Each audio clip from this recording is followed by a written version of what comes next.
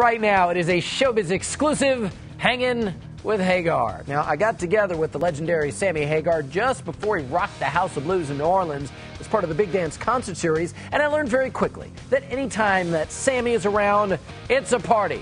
The man, after all, did launch his own tequila company, but would he trade all of the good times on stage for a gig perhaps as a singing show judge on TV? Well, you got to hear what Sammy told me about that, but first, he tells me why, if he's not performing in Cabo San Lucas at his infamous Cabo Wabo Cantina, there is only one place he wants to be, and that is New Orleans.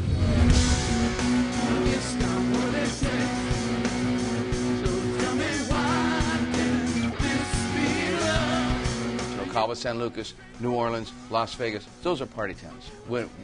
I love playing these towns because it's like the party's already here. We just go join it. Girl, give it her.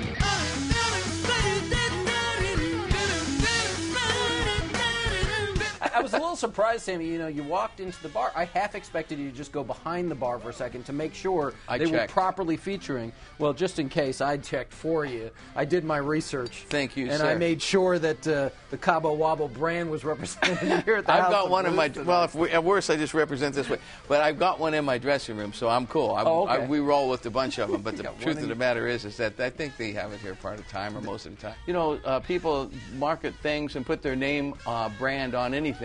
And then they show me holding a bottle of tequila. I'm going, I didn't put my name on that. I invented that. I put the bottles and put the tequila in them, put the corks in them myself. I mean, I totally started that from scratch. That was not a little vanity project like, you know, a lot of stars, particularly female stars and some men as well, a brand will come up with a perfume for them, and then they go into a factory and they sniff a bunch of perfumes and then slap their name on one. You came up with the tequila. No, the whole name, the brand, the built, the Cabo Wabo, the whole 9 yards. So I didn't slap my name on nothing.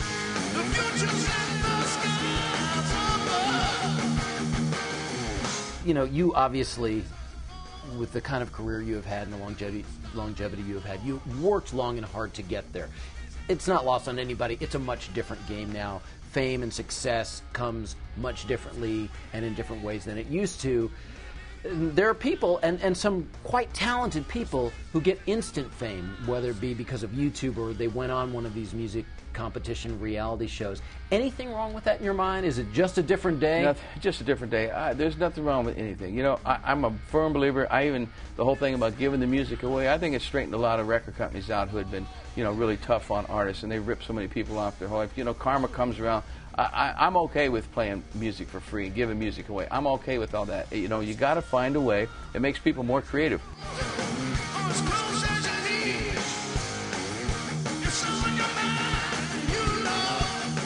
Were you ever approached to be a judge on one of these shows? Yes, Because I just look at you and I'm thinking it's perfect. Two of the newer shows, one of the ones I really like a lot, I won't say who it is, and I turned it down. I was with my management this afternoon and flying in here. We were talking on a plane about doing this and doing that, and I just said, you know, I really don't want to do TV because I get offered tons of TV, and I don't want to do it because it's hard work. I admit it.